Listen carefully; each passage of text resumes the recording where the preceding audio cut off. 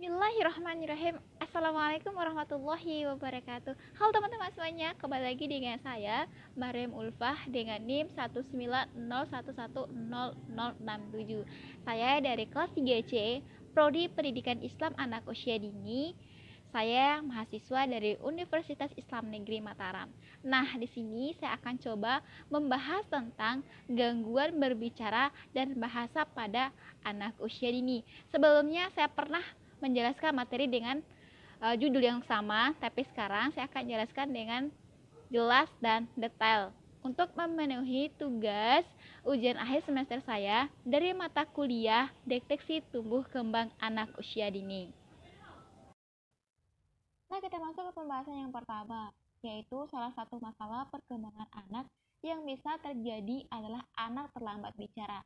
Simak penyebab dan cara mencegah speak delay pada anak dengan tepat. Sebagai orang tua, melihat anak bertumbuh dan berkembang dengan sempurna adalah hal yang sangat didambakan. Tanda pertumbuhan anak yang penting salah satunya yaitu berkembangnya kemampuan bicara. Namun saat ini, tak sedikit kasus keterlambatan bicara pada anak. Gangguan ini sering disebut dengan speak delay pada anak. Seperti namanya, anak terlambat bicara pada usia yang seharusnya sudah mampu mengucapkan kata-kata. Gangguan bicara pada anak tidak hanya disebabkan oleh faktor perkembangan anak, namun juga bisa dipicu akibat gangguan sensori, neurologis, kepribadian, serta ketidakseimbangan perkembangan internal maupun eksternal pada anak. Nah, jenis speak delay pada anak sendiri dibedakan menjadi dua jenis, yaitu fungsional dan non-fungsional. Gangguan speak delay fungsional jenis ini masih tergolong ringan. Penyebabnya adalah kurang stimulasi saat otak anak sedang dalam perkembangan atau pola asuh yang salah.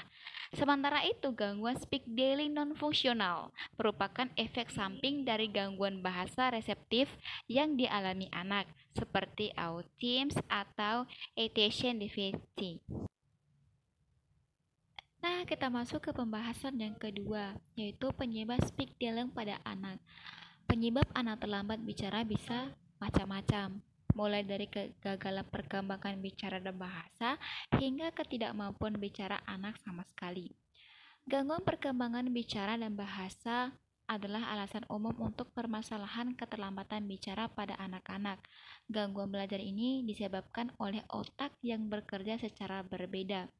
Anak mungkin kesulitan menghasilkan suara ucapan, menggunakan bahasa lisan untuk berkomunikasi, atau memahami apa yang orang lain katakan.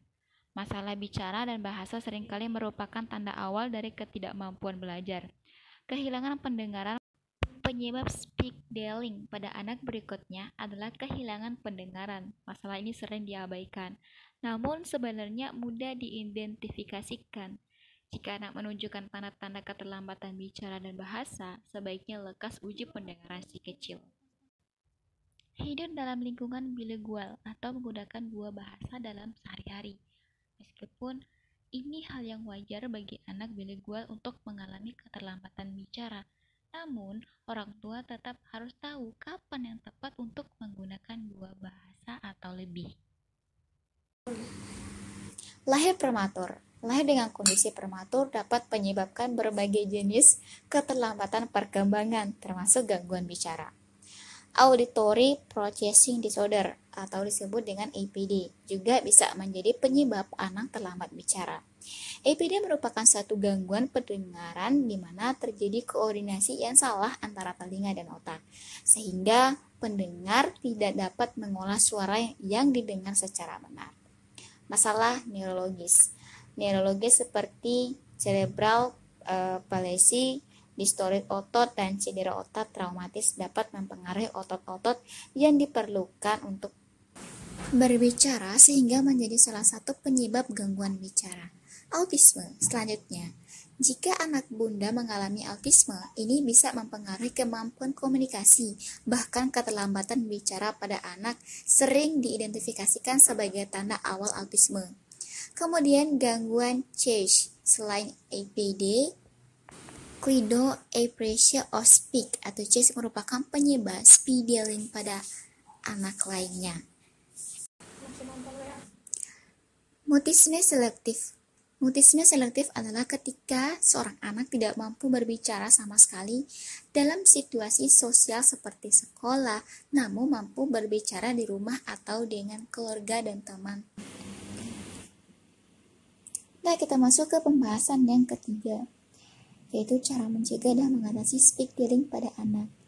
Melatih komunikasi dua arah dengan anak, mengajak anak berbicara sangatlah penting untuk mencegah speak delay pada anak. Sering mengajak anak ngobrol sejak dini dapat memicu keberanian anak untuk berbicara. Selain itu, merespons sangat anak berbicara juga bisa jadi cara mencegah gangguan bicara pada anak. Kemudian bermain permainan sederhana bersama anak. Meluangkan waktu untuk bermain bersama anak juga dapat mencegah anak terlambat bicara. Saat bermain, Bunda bisa mengajak anak berdiskusi sederhana tentang mainan anak maupun membuat cerita dari permainan tersebut. Kemudian membaca buku cerita atau dongeng anak.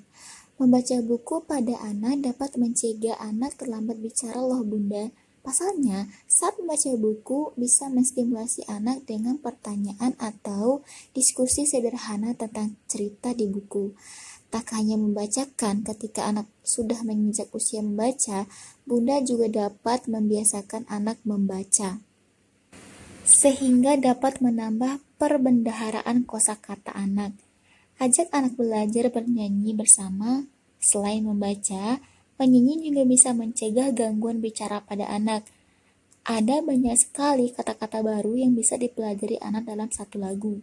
Bunda juga bisa menambah sedikit gerakan tarian untuk melatih kemampuan gerak anak. Nah, sedikit penjelasan dari saya, kenapa saya memilih materi ini, yaitu gangguan berbicara dan bahasa pada anak usia dini.